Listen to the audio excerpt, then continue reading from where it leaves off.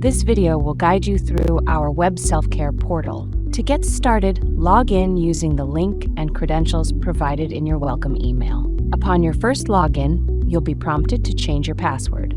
Use the password from the welcome email as your old password.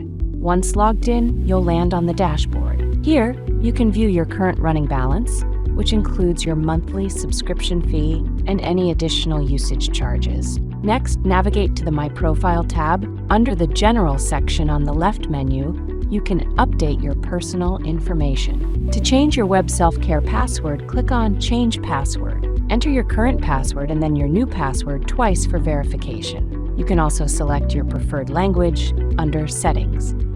Always remember to click Save before leaving the page. Click on the Billing Information tab to view your billing summary.